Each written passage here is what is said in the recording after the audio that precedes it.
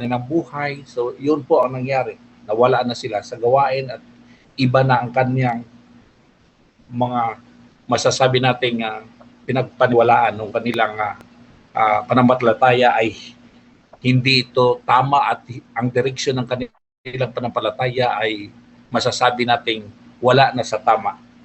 So ito po ang nangyari. Hinamon sila ni Elijah na ipunin lahat ng mga sabi rito, basahin na lang natin. So start tayo sa 16.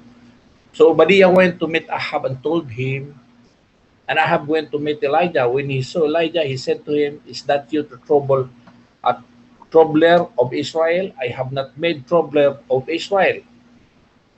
Elijah replied, "But you and your father's family have. You have abandoned the Lord's command and have followed the Baals. Now summon the people from all over Israel to meet me in Mount Carmel and bring the 450 prophets of Baal and the 400 prophets of Assyria who eat at Jezebel's table."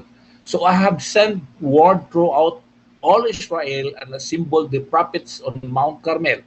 And in verse 21, Elijah went before the people and said, "How long will you waver between two opinions? If the Lord is God, follow him. But if Baal is God, follow him." But the people said nothing. Tahimik sila, walang sumasagot sa kanila. Then Elijah said to him, "I am the only one of the Lord's prophet left, but Baal has 450 prophets.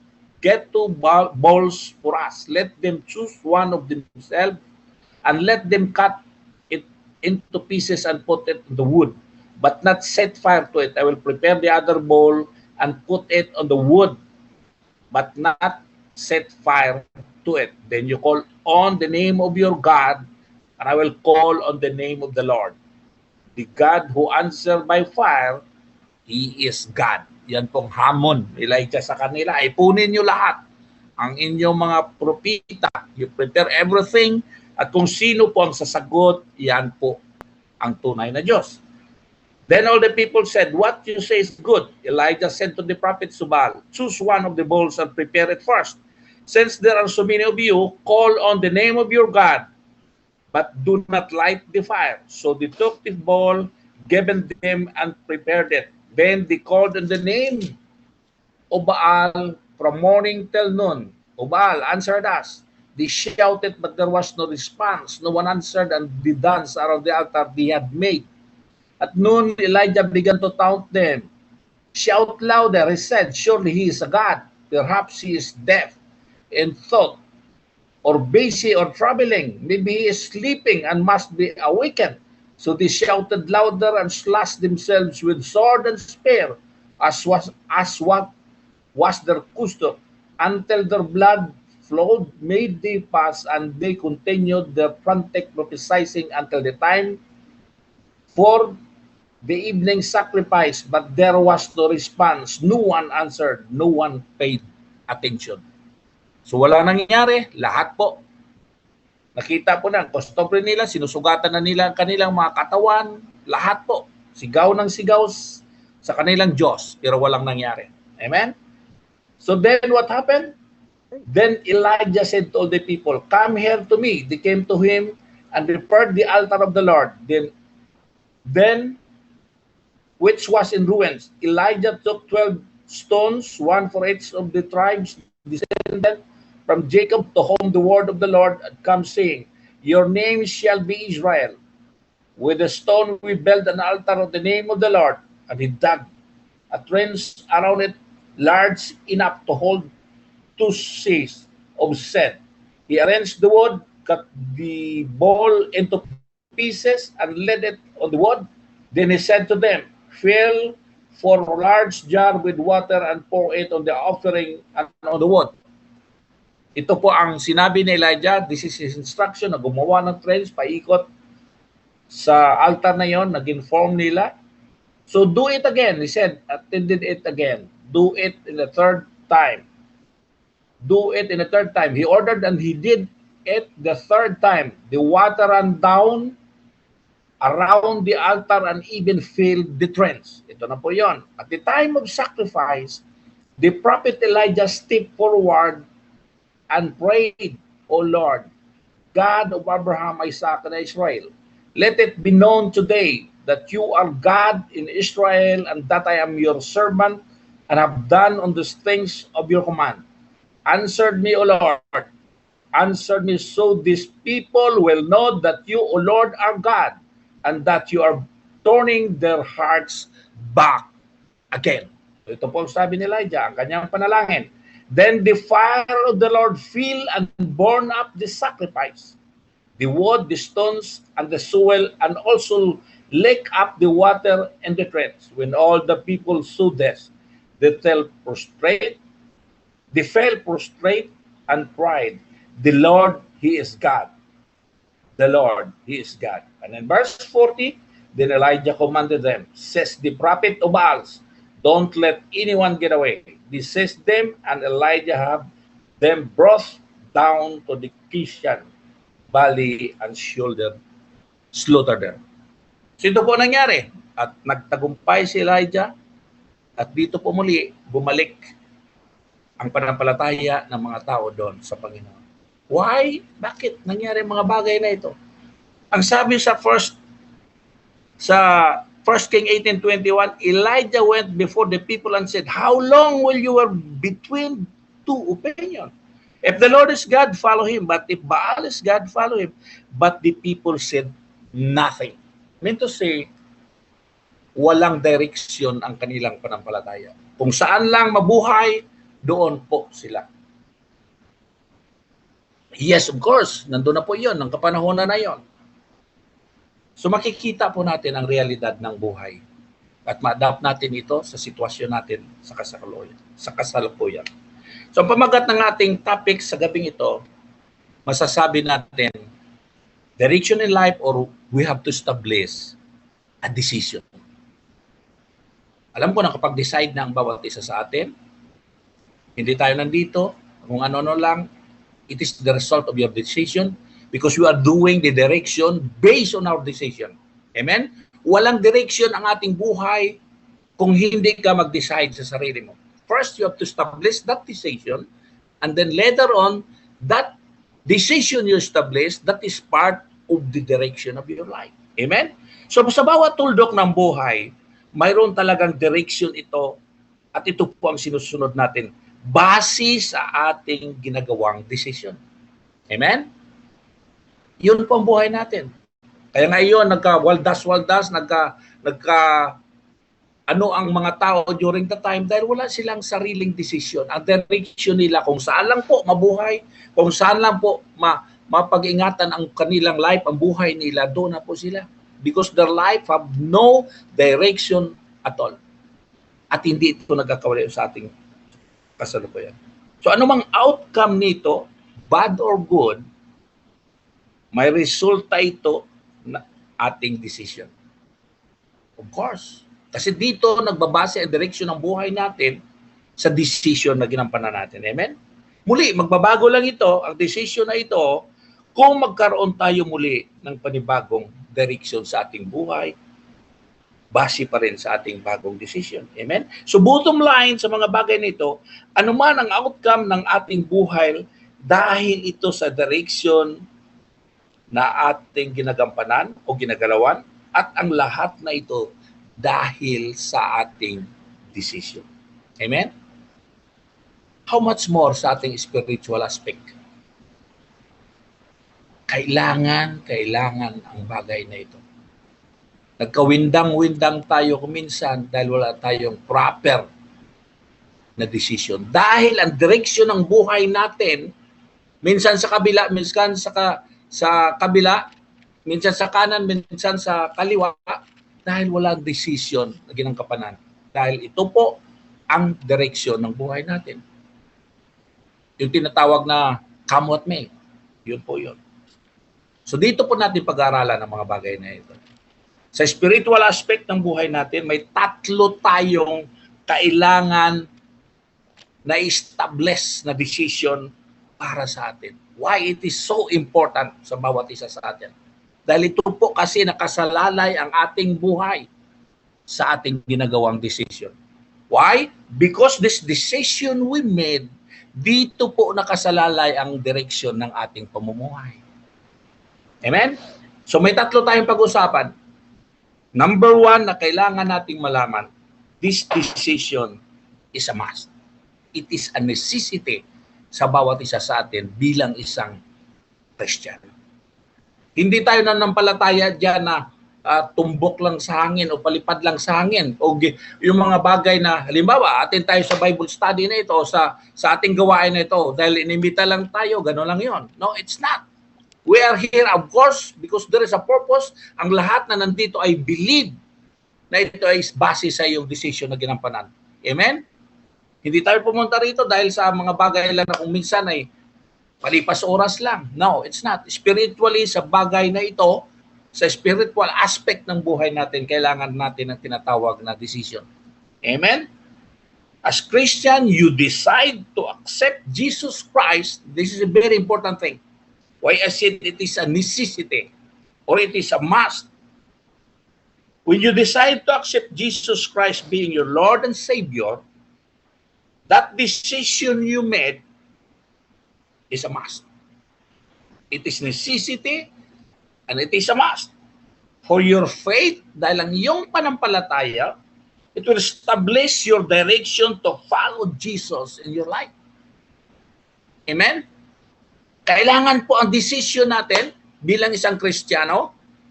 Kapag ikaw ay nagsasabi, ako po ay Kristiyano, ako ay born again Christian, this decision you made, do you establish the direction of your faith? Amen? And that direction, of course, is to know Jesus more and more and to follow what is His commandment. Hindi natin basta yan gagawin lang sa ating sarili kung wala tayong tinatawag na yung bagas ang decision natin ay parang palitaw-litaw lang o ano lang sa hangin. Hindi. Kailangan po na sa atin yan, ano man ang ginagawa natin sa ating buhay. Or in fact, sa sarili ko lang, na-experiencean ko na within this 4 months na nangyari sa akin, parang gusto ko na po mag-surrender sa totoo lang. Sa nangyari sa akin, halos pa lang. But I have already established my foundation on Him. At tinitingnan ko yun po. Ang aking sakripisyo, ang aking decision, dahil doon po nakasalalay ang direksyon ng aking buhay. At doon po, sinabi ko sa aking sarili, ng decision na ito, na ginampanan ko, that was 16 years ago, kailangan po, hindi ko ito babaliin. Amen? Because I believe in myself. Ang sabi kanina, lahat ng mga bagay na ating naranasan sa ngayon, mayroong mahirap. Testimony lang ni Sister Teresa. You see? Hindi lang ganun ang sitwasyon ni Sister Teresa. Sister Teresa, if you mind, pwede ko masabi ng ang sitwasyon mo pertaining sa iyong health, napakatindi. But you have decided in yourself na nandun ka sa Panginoon. And that's the way, the direction na ginakampanan mo ay nandun sa Panginoon. Napaka-importante nito po sa atin mga kapatid. Ang tinatawag na decision bilang isang Christian. Amen? Dito lang nga, sa binasa natin kanina sa 1 King 18:21. Nang tinanong sila ni Elijah,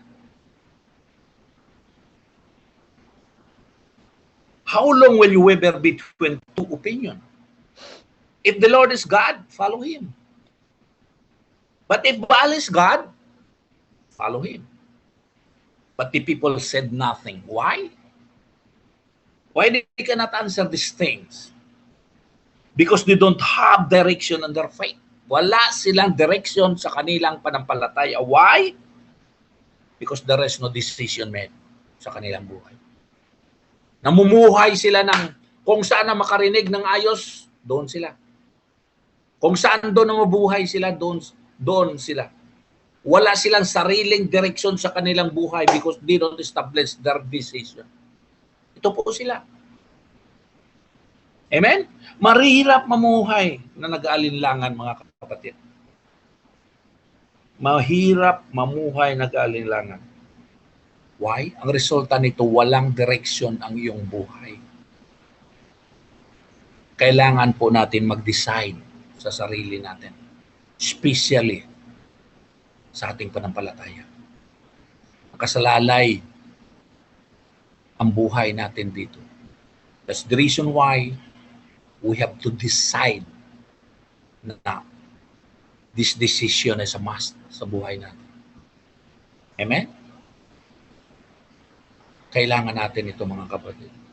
I believe tayo lahat dito, we are now 22 participants. We are already decided to follow Jesus. At doon po, makikita po natin ang ating hinakbangan, ang direksyon natin ay patungo doon sa ating decision. Because as I repeat it again, the direction of our life depends on our decision making. Amen? Look at the story of Noah. Lahat tayo, kilala natin si Noah. Siya po ang nag-build ng ark. Amen? With the direction ng Panginoon. Kung ikaw ba naman sa katayuan ni Noah, 120 years na ginawa ni Noah, ni Noah ang arka. At nakita natin ang panahon na yan, walang ulan. At doon pa nakatayo, doon, malayo sa baybay, malayo sa tubig, doon sa mataas na bahagi. With that 120 years, kung ikaw si Noah kaya, anong masasabi? Halos tinatawanan na siya ng tao ron sa ginagawa niya ngayon. But because of his decision, they accept ang utos ng Panginoon in his life. Doon po ang direksyon ng kanyang buhay. Makikita po natin even sa ng pagkataon na iyon ay nag-aalinlangan rin si Noah. May mga injection galing sa labas. Ano ba ka? Ang sira ulo mo, nagawa mong bagay na yun. For the sake of what? Dahil lang yun sa buses na sinasabi mo. But he made this decision. Nandun na po ang kanyang decision. At nakikita po natin ang direction ng kanyang buhay. For 120 years, ginawa ni Noah yan. And you know what the outcome on that? Regardless na tinatawanan siya ng mga tao during that time, ano ginawa ng Panginoon the last day na halos ayos na ang arka? Instructed Noah na pumasok na kayo sa loob ng arka with your family. At ang mga napili nilang mga hayop, lahat ng mga living creatures nakapasok sa arka. And then, ano ang ginawa ng Panginoon? He is the one who shut off the door of the ark. Siya po ang nagsira ng pinto ng arka, ang ating Panginoon. And then the flood come. And when the flood come, all the people is running to the ark para po maligtas. Amen? Their decision ay huli na, mga kapatid. Kung saan, nandoon na po na hindi na sila makapasok sa arka. They decided. But it's too late. Wala na nangyari because God is the one who shut the door. At wala maka-open yan, kundi ang Panginoon lang. Amen? So lahat na itong istorya ni Noah, base sa kanyang decision, because on the decision he made, yun po ang direction ng kanyang buhay. At ang mga tao naman, na walang ka-decision sa buhay, ang kanilang direction sa pamumuhay at wala. At lately, lang nila na-realize, when they decide to come to the ark, to go inside in the ark, but it's too late. Because God is the one who shut the door of the ark. Amen? At walang naiwan. Kundi sinuwa lamang ang kanyang pamilya at ang mga pinili nilang mga hayop. Anong sabi ng verse 21 to 23 ng Genesis 7? Every living things that move on the earth perish. birds, livestock, wild animal, all the creatures, and the swarm over the earth, and all mankind. Everything on dry land that had the birth of life in its nostril died. And in verse 23, every living things on the face of the earth was wiped out, men and animals and creatures that move along the ground, and the birds of the air were wiped from the earth. Only Noah was left and those with him in the ark. And then the water flooded the earth for 150 days. You see, huli na po ang kanilang desisyon. Huwag nating paabutin sa ating buhay. Mahuli ang lahat. Amen? Supplantive opportunity na binigay ang Panginoon sa atin. Huwag nating sayangin ito. Kailangan po natin mag-decide. Because decision is a must. So sa mga bago diyan, ano I believe na nandun pa tayo sa sitwasyon na alanganin o alangan, nag-aalangan. But please, kailangan natin mag-decide. Why? Sasabihin ko mamaya ang bagay na yan. Number 2, why decision is important? Decision is personal. Ang decision po, it is a personal thing. You know the word of Joshua in 24 verse 15? But if serving the Lord seems undesirable to you, then choose for yourselves this day whom you will serve, whether the gods your forefathers served beyond the river, or the gods of the Amorites in whose land you are living. But as for me and my household, we will serve the Lord. It is a very personal decision, mga kapatid. It is a very personal decision. Dahil during the time, nakikita rin natin, it's the same story. So nangyari yung kay Elijah, dahil mga tao na yan, kung saan po sila pupunta, doon sila sumasamba. Pagbalik nila sa kanilang lugar, doon naman sila sumasamba. Walang in-establish na panampalataya. Kung saan lang mabuhay, doon sila. That's the reason why pinatawag sila lahat ni Joshua. This is the last days of Joshua. Bago siya mamatay, inipo niya lahat ng mga leaders ng Israel at sinabi ang bagay na ito. At pinaunawa sa kanila kung anong ginawa ng Panginoon hanggang nakarating sila sa promised land na pinagkaloob ng Panginoon. All sacrifices na nangyari. Pero binigyan sila ni Joshua ng isang bagay because decision is personal. Ang sabi niya, if serving the Lord seems undesirable to you, then choose for yourself this day whom you will serve. Because Joshua knows that this, whatever decision we made, it is a personal decision. Hindi natin pwedeng maliin ang desisyon ng isa. Amen? So whether you gods your father served beyond the river or the gods of the Amorites in whose land you are living. He just only established his own personal decision and an example to that people. Dahil sabi niya, but as for me and my household, we will serve the Lord. Amen? Walang pilitan ito, mga kapatid. I repeat it again. Decision is personal. Ang iyong decision ay hindi ito galing sang-ayon man kung mayroon sila. Dahil po marami sila, ito po ang pangyayari ngayon sa buhay natin. Dahil po marami sila na doon tayo. Amen? So whether there's many or few, it doesn't matter. This is your personal decision.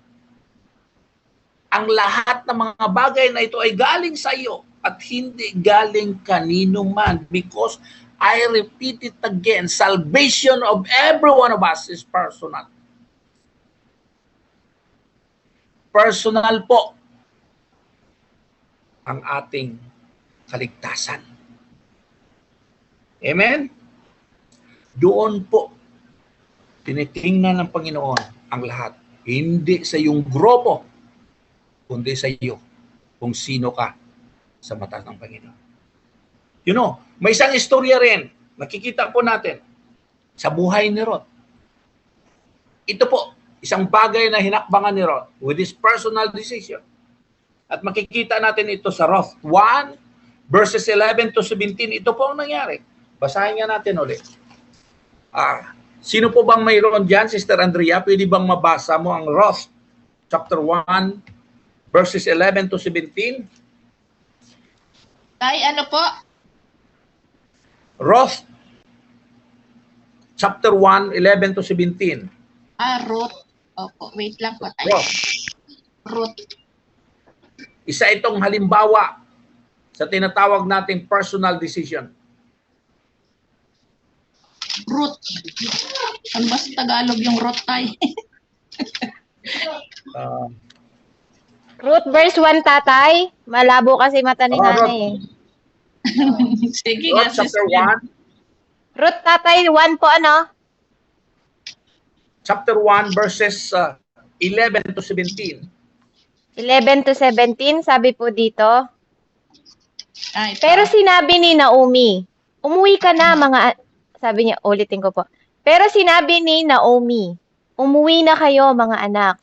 Bakit pa kayo sasama sa akin? Akala niyo ba makakapag-asawa pa ako at makakapanganak ng mga lalaking mapapangasawa ninyo? Hindi na maaari dahil matanda na ako. Pero ipagpalagay natin na makapag-asawa ako ngayong gabi, at magkaanak pa. Hihintayin niyo ba silang lumaki? Hindi ba kayo mag-aasawa alang-alang sa kanila? Hindi maaari mga anak.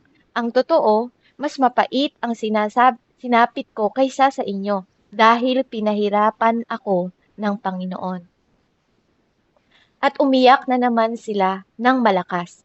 Pagkatapos, hinalikan ni Orpa ang biyenan niya at umuwi. Pero si Ruth naman ang nagpaiwang kasama ni Naomi. Sinabi na Naomi,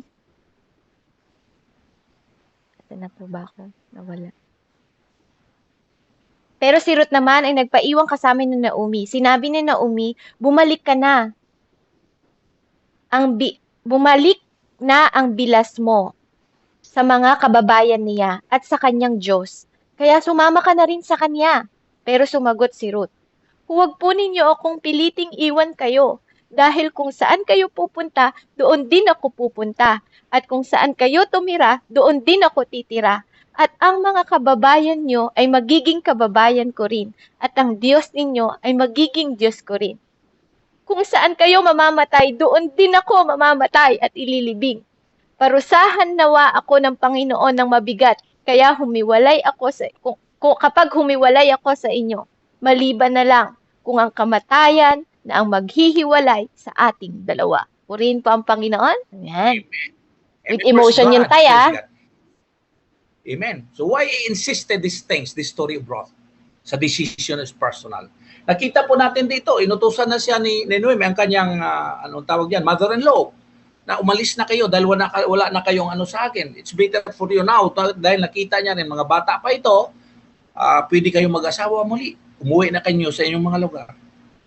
Ang isa po, nakikita po natin sa istorya, na binasa ni Sister Beverly, na umalis na, si Oprah, at bumalik sa kanilang lugar. Ngunit si Ruth nag-decide. At ang decision niya, na sumama siya sa kanyang biyenan. Sabi nga kanina, kamatayan lang magkahiwalay sa atin. You know why I insist this?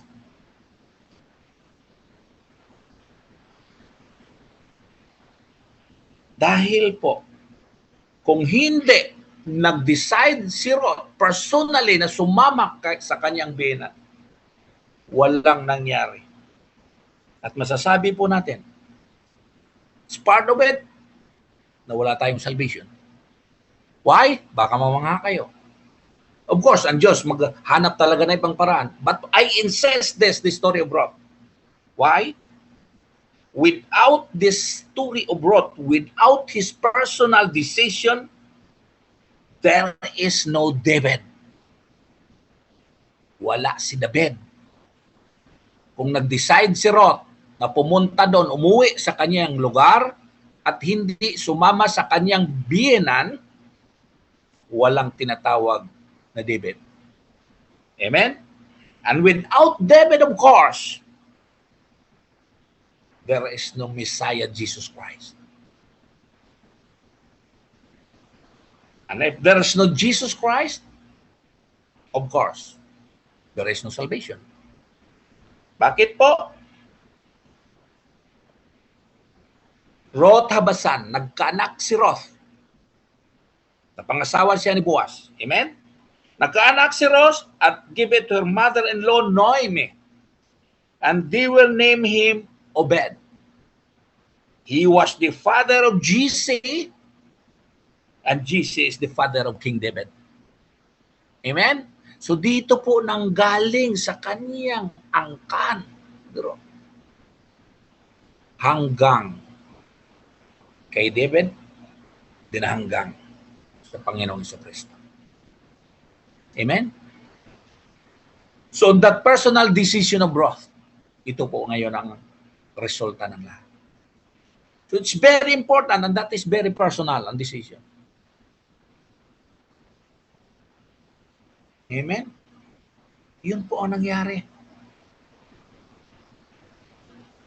Dito po, kumbaga, titingnan mo po, yes, there's a plan, of course. But itong plan na ito ng Panginoon, hindi mangyari at maganap kung ikaw po ay hindi mag-decide sa sarili mo. God is there, yes. Pero hindi ka tayo pinapakalaman ng Panginoon. May sarili tayong decision, mga kapatid. But at this time, his decision, her decision, na ginampanan, yes, maybe that's the plan of God, but ito po ang kanyang decide. At dito po nangyari at naganap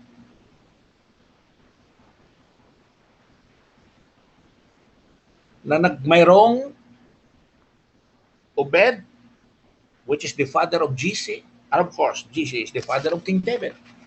Nakita po natin how important is our decision. It is a must and it is personal.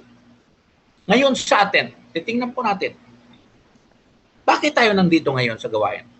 What do you think? Niyaya lang ba tayo? Yes, of course. Sa primero, ganun talaga yon. Mayroong isang kapatid or something na nag-info sa iyo particularly sa gawain ito.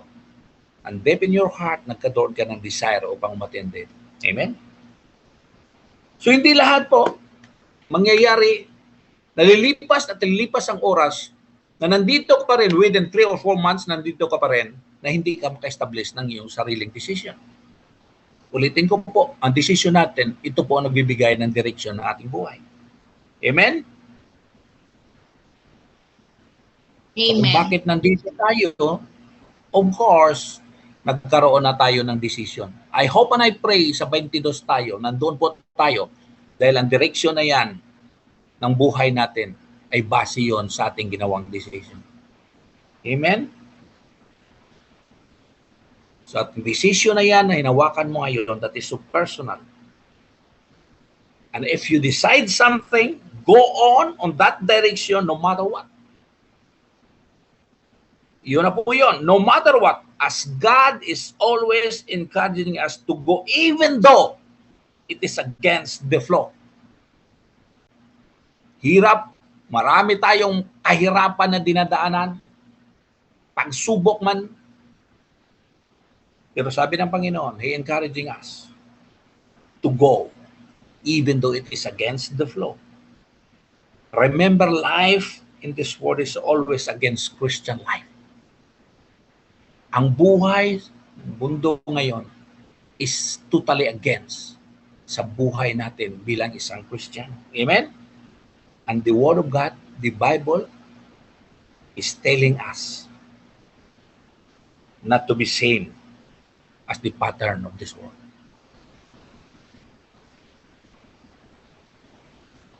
Mahirap itong ginampanan nating decision. But remember, our faith depends on that decision we made.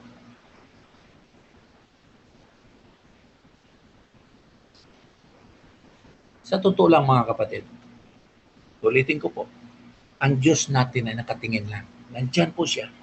Nagbabantay lamang sa atin. Sa bawat kilos natin, Nandyan siya, nagbabantay.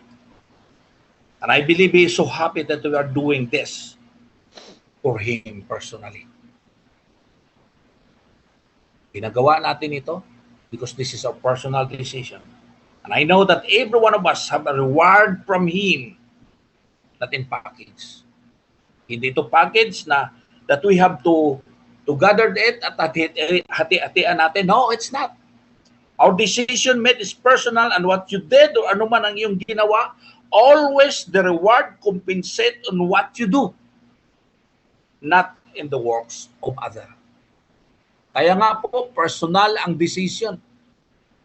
Dahil pag magbigay ng reward ang Panginoon, base ito sa bawat isa sa atin. It's not in a package na hati-hatian natin. It is a personal package. Kung ano po ang ginawa mo, nagkukumpensate rin ang reward ng Panginoon sa iyong ginawa. Amen mga kapatid? Ito po ang dapat nating malaman how important is this decision we made. So number one, decision is a must or it is necessity. Number two is decision is personal. And number three, decision is now. Ngayon, mga kapatid. In 2 Corinthians 6 verse 1 to 2, as God fellow workers, we urge you not to receive God's grace in vain. For He says, in this time of my fever, I heard you, and in the day of salvation, I help you. I tell you, now is the time of God's favor. Now is the day of salvation. It's very clear na kailangan po ang decision na ginagampanan natin. Hindi yung bukas, susunod na araw. Ngayon na ang ating decision. Now is the time of God's favor. Now is the day of salvation. Ito po yun mga kapatid. Ang Diyos natin ay nandyan lang. Ulitin ko po yun. Nandyan sa tabi natin. Ngunit hindi nakialam sa atin sa ating mga ginagawa unless you have to decide and God will move on us. Mga kapatid. Hindi po papasok. Anong Revelation 3:20? Basa na po natin yan. Revelation 3:20 says, pwede mabasa, Sister Andrea o Sister Beverly? Revelation 3:20.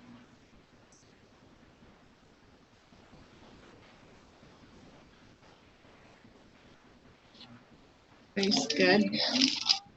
Amen. Sabi po doon sa Revelation 3:20. Saan ba tayo?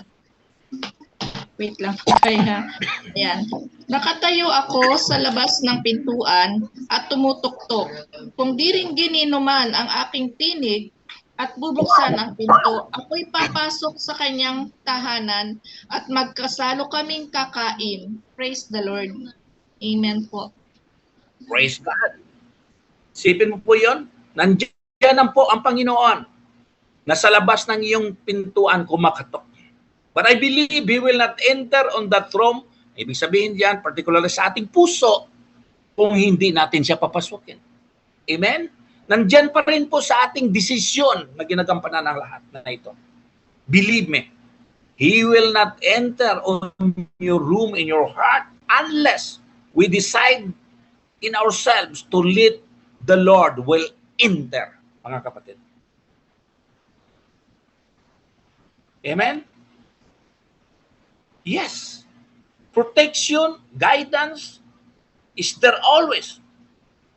But God respect His covenant to all of us because of our free will, because of our decision.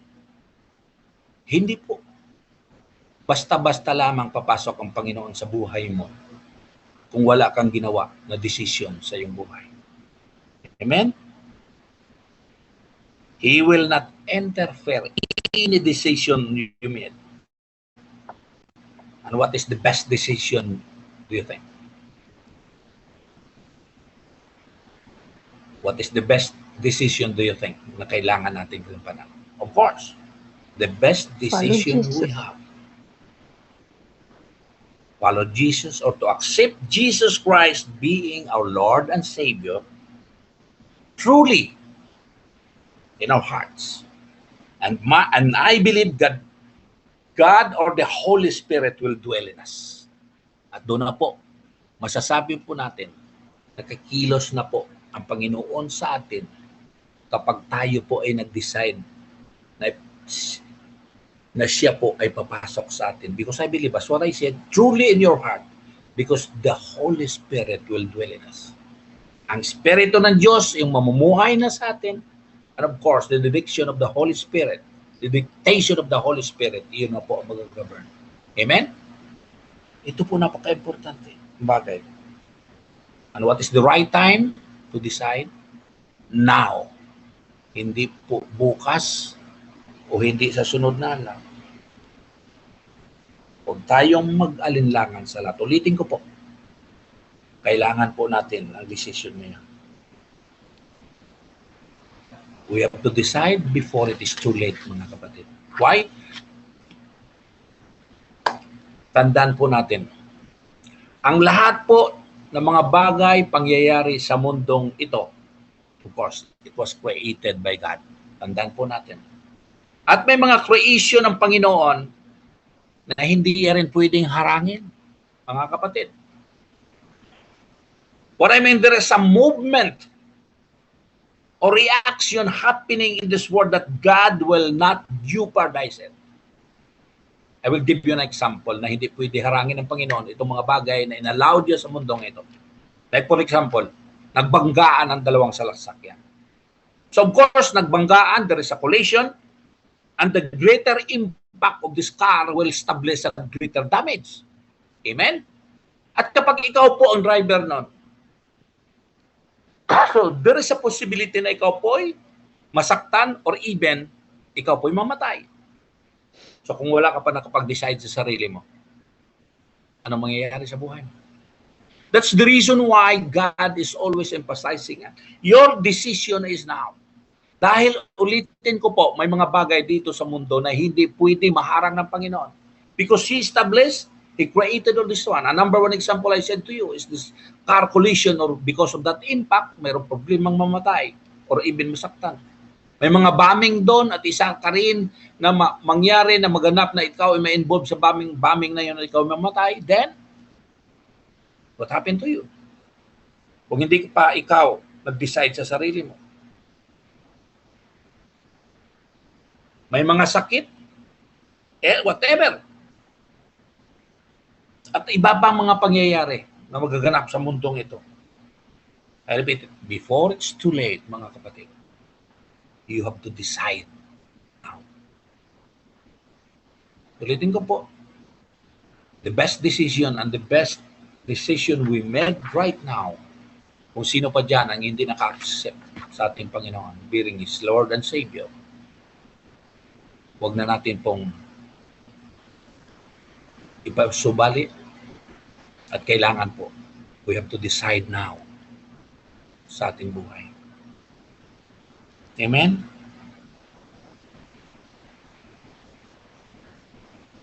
Ulitin ko, ang desisyon na ginagampanan natin, ito po, ang basihan ng direksyon ng ating pamumuhay. And the direction we have is to establish the faith na gustong iparating sa atin, na bigay sa atin ng Panginoon. Hindi mapasa atin ang ating minimithi kung hindi tayo makapag-decide sa sarili natin. So nakita po natin ang tatlong particular na why decision is very important sa buhay natin. Even in, masasabi natin in personal life, sa nangyayari sa mundong ito ngayon, it involves also your decision. And how much more in our spiritual life, in spiritual aspect, kailangan po natin mag-decide sa ngayon. Ulitin ko po, this decision is very crucial sa bawat isa sa atin, especially sa ating buhay bilang sa Christian. Decision is a must, it is a necessity Decision is personal. And decision is now. Amen mga kapatid? Kailangan natin ito sa ating buhay. I hope and I pray Amen. sa mensahe na ito, malaman natin ang ating katayuan. Bago mahuli ang lahat, ulitin ko po, you have to decide it now. Praise God, praise the Lord. Glory to God at magandang gabi sa bawat isa. Amen.